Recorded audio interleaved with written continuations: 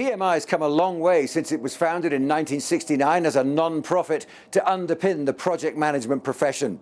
Today, it's a world leader operating across the globe, supporting project managers, delivering resources, standards, tools, and networks to foster better execution strategies and talent development.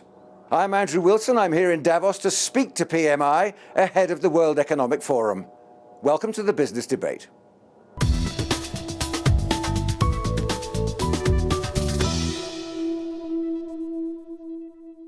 Okay, Joe, thanks very much indeed for joining us. Good to talk to you. Thanks for having me here today. First of all, tell me a bit about the Project Management Institute. Sure, I'd be more than happy to. PMI, the Project Management Institute, is the world's leading nonprofit association that represents people that consider themselves project managers, program managers, or portfolio managers as a profession. So, talk to us a bit about what a project manager might be. Sure. Project managers are the key individuals that take ideas and form them into, or change them into reality. So they help executive leaders take their strategies and implement them. And that can be in any field. That's in any field. There's no restriction to that. So everything from implementing a software solution product into the market to building a dam would utilize project management skills. And by and large, that would be someone who works within that company who might come to you for training or who might use your materials to help advance his understanding of how to do the best job. Primarily, that is true. They work within the companies or they work as consultants that consult with those companies. How might a company struggle these days if it doesn't have efficient or satisfactory project management? We found in our research that companies do struggle if they don't have proper project management. In fact, we found that $1 million is lost every 20 seconds because companies fail to implement their strategies due to poor project management. That's a lot of time wasted and a lot of money wasted, isn't it? Absolutely. It's time. I always look at it from the perspective of the outcomes aren't happening, right? So the companies intend, or organizations intend for certain outcomes, and anytime they fail, they put themselves behind the curve. So is that a question of inertia or inefficiency? I would say it's inertia and leadership, and it's all three, right? So we found also that executive leadership, which we call executive sponsorship, is very key to success of projects, to tie the executive C-level all the way down through the initiative so that they get the support that they need to succeed.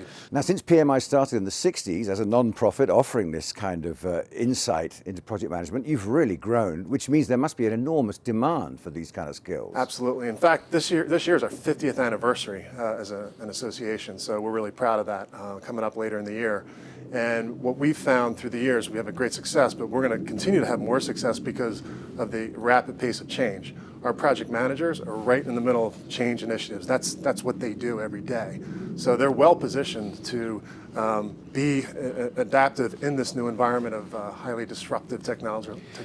It was or is part of the problem that people don't see project management as a profession in itself, that it's always been historically done by a collaboration of other professions within an industry? I would say it differently. I would say that we, as an association, we have succeeded in actually forming the profession and supporting the profession. And going forward, project management is becoming more ubiquitous in the sense that it's becoming more of a skill for even people that are not considered project managers. They're managing projects without that title. I've heard you mention before digital disruption. What are the kind of headwinds that operate against companies trying to get their execution strategies right? Well, it's all about change, right? So, in the adoption of change. And as I mentioned, project managers, by their very nature, are always in the middle of change. So we feel and we know that going forward with all this rapid pace of change, project management is integral to get things from the idea into the reality realm. Is that a theme here? Like, for example, at a conference like Davos, that idea of change, that idea of adapting, staying ahead of the curve? Absolutely. I mean, it's critical for all of the initiatives here in Davos in terms of the economic progress that everybody wants to make, every country wants to make, the world wants to make. Projects are a part of all of that, whether it's infrastructure or whether it's in the software realm or just in water conservation and bringing clean water to the world. Tell me a bit about something that's in your literature a lot, the talent triangle. Sure. The talent triangle is a mechanism we use to describe what is needed by a project manager as an individual to succeed as a project manager. So it's been learned over decades, right? So the Talent Triangle has a technical component, technical project management skills. There's a leadership component, as you would expect, and then there's a strategy and business component. And you need all three to be a successful project manager. A lot of times the technical skills are the easier one to establish or to attain. It's the others, the softer skills, which are more difficult. Is that because of the general background project managers tend to come from? They tend to favor the earlier skills?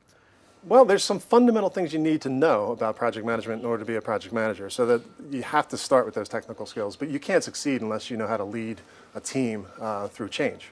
So, for example, if you have an engineering firm that has a consistent history of structural projects, bridge building, tower building, foundation digging, whatever they're working on, their project manager has been handling that for the 5 or 6 years successfully. Then they start to look at something like a software challenge. Right. Could that project manager then switch to that?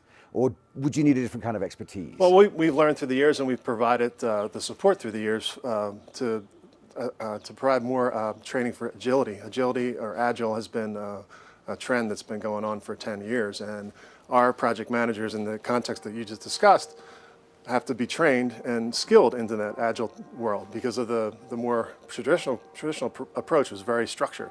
With a more Agile approach in the software development, these individuals need to adopt different practices. But we feel strongly that those different practices are needed, and you have to adapt to each project need, whether it's you need an Agile approach or a more traditional approach, or a little mix of both.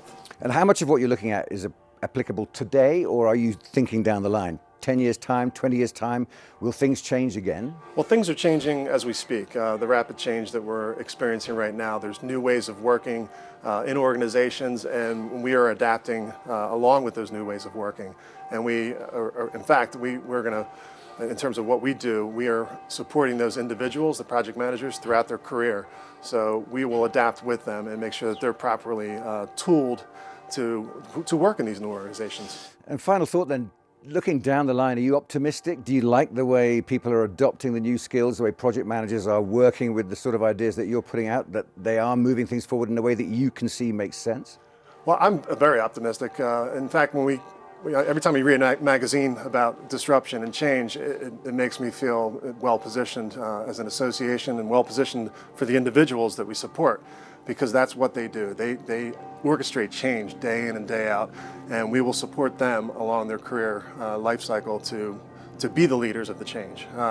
We feel that there's going to be much more demand for change, just intuitively and otherwise, and project management skills are going to be ubiquitous throughout the world, and whether you're a project manager or not. Joe, thanks very much indeed. Good to talk to you. Thank you.